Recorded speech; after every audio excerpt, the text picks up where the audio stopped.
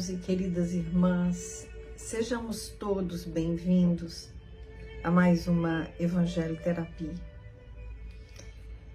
Temos tentado, ao longo dos nossos encontros, criar em nós um hábito, que é o hábito da oração, o hábito da prece. E quando nós nos juntamos, é preciso esclarecer para os nossos corações porque agora, nesse momento, nós estamos nos reunindo. Nós estamos nos reunindo porque nós escolhemos, nesse instante, colher mais um ensinamento do nosso Mestre Jesus. Essa colheita, ela é feita aqui, no Evangelho.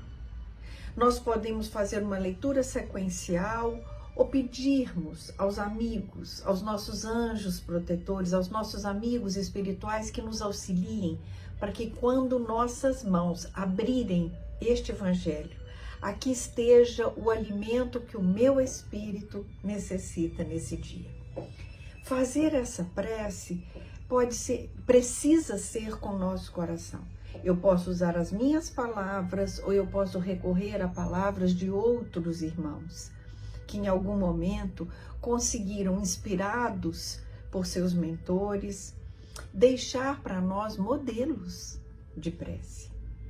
Se nesse momento eu desejo fazer a prece e nada me ocorre, eu posso simplesmente dizer: Pai de amor e bondade, eu quero nesse instante colher nesse jardim de oportunidades que é a vida, os teus ensinamentos. E mais do que colhê-los, eu quero vivenciá-los, eu quero experienciá-los. E assim, eu rogo aos amigos espirituais, ao mentor da casa que me acolhe, na qual nós laboramos, que é a Casa de Zicorta, nos auxilie para que esse momento ele possa fazer diferença na vida de cada um de nós. E aí eu pego o Evangelho, que é a minha bússola, eu pego o Evangelho, que é o caminho que eu escolhi seguir, e vou abri-lo. Capítulo 4. Ninguém poderá ver o reino de Deus se não nascer de novo. E aí eu abri no item 4. O item 4 fala de ressurreição e reencarnação. Meus irmãos, muitas vezes as pessoas entendem por ignorarem, né? Elas entendem que a reencarnação foi uma crença, foi uma ideia criada pelos espiritistas ou pelos espíritos, mas os judeus já acreditavam na reencarnação. Então vejamos o que diz o item 4. A reencarnação fazia parte dos dogmas dos judeus sob o nome de ressurreição. Então já era entendido, né, a reencarnação, mas não tinha esse nome, era ressurreição. Continua Kardec. Somente os saduceus, que pensavam que tudo acabava com a morte, não acreditavam nisso. As ideias dos judeus sobre esse ponto, como sobre muitos outros, não eram claramente definidas, porque só tinham noções vagas e incompletas acerca da alma e da sua ligação com o corpo. Acreditavam que um homem que vivera podia reviver, sem saberem precisamente de que maneira o fato poderia dar-se. Designavam pelo termo ressurreição o que o Espiritismo, mais judiciosamente, chama reencarnação. Com efeito, a ressurreição pressupõe o retorno à vida do corpo que já está morto. Então, quando nós falamos em ressurreição, é um espírito que volta e habita aquele corpo que ele já habitava antes da morte, o que é uma contradição com a ciência, não é? Porque o que a ciência demonstra ser materialmente impossível, sobretudo quando os elementos desse corpo já se achavam desde muito tempo dispersos e absorvidos.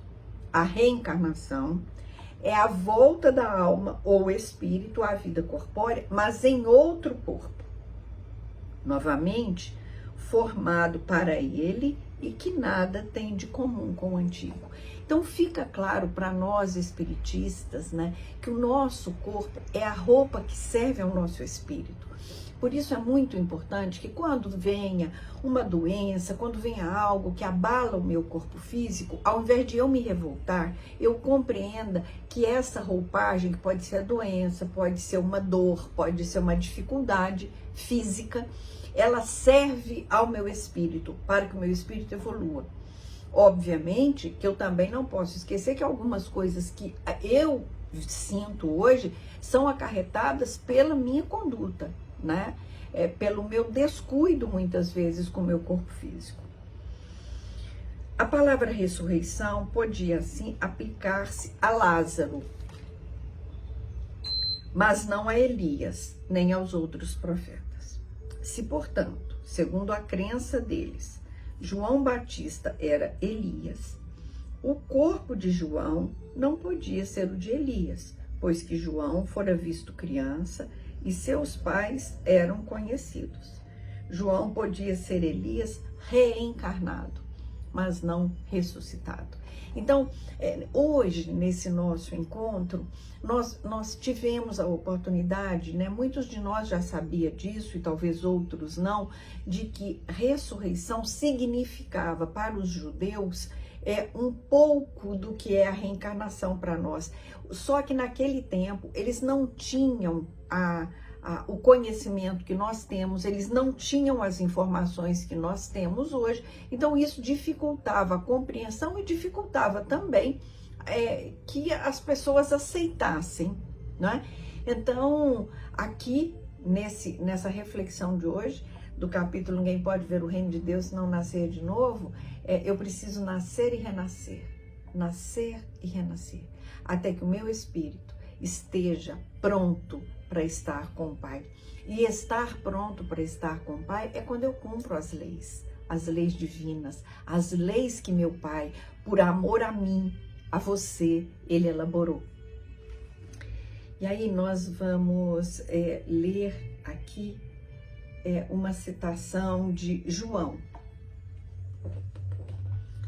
Ele diz assim: ora, havia um homem entre os fariseus, chamado Nicodemos, que era senador dos judeus, que veio à noite encontrar com Jesus e lhe disse: Mestre, sabemos que vieste da parte de Deus para nos instruir como um doutor, porque ninguém poderia fazer os milagres que fazes se Deus não estivesse com ele. Aí Jesus respondeu a Nicodemos: em verdade, eu te digo, ninguém pode ver o reino de Deus se não nascer de novo. Disse-lhe Nicodemos: como pode nascer um homem já sendo velho? Pode tornar a entrar no ventre de sua mãe para nascer uma segunda vez? E Jesus respondeu: em verdade, eu te digo, se um homem não renasce da água e do Espírito, não pode entrar no reino de Deus. O que é nascido da carne é carne, o que é nascido do Espírito é Espírito. Não te admires de que eu te haja dito ser preciso que nasças de novo. O Espírito sopra onde quer e ouves a sua voz, mas não sabes de onde ele vem, nem para onde vai. O mesmo se dá com todo homem que é nascido do Espírito. Respondeu-lhe Nicodemos: como pode isso acontecer? Disse-lhe Jesus: pois que és mestre em Israel e ignoras estas coisas. Então Jesus fala e lembra, né, o respeito que Israel tinha por Nicodemos. E Jesus pergunta: ignoras estas coisas? Em verdade, eu te digo que não dizemos senão o que sabemos, e só damos testemunho do que temos visto. Entretanto, não aceitas o nosso testemunho. Mas se não me credes, quando vos falo das coisas da terra, como me crereis quando vos falo das coisas do céu? Isso está no Evangelho de João, no capítulo 3, versículo 1 a 12. Então, nesse momento, Jesus falando com Nicodemos sobre o nascer, sobre a oportunidade da vida, sobre a importância de nascermos do Espírito, da consciência do Espírito imortal. E ainda ainda há uma grande dificuldade para essa compreensão. Hoje, imaginem então quando o nosso mestre esteve por aqui. Então, que nesse encontro nós tenhamos a oportunidade de nos certificarmos da importância de crer na imortalidade do Espírito, entendendo que a morte, ela não existe para o Espírito. Existe sim a morte do corpo físico e outra roupagem, outro corpo físico, se eu merecer, vai acolher o meu espírito para que eu continue evoluindo até encontrar a luz do Mestre Jesus. Graças a Deus.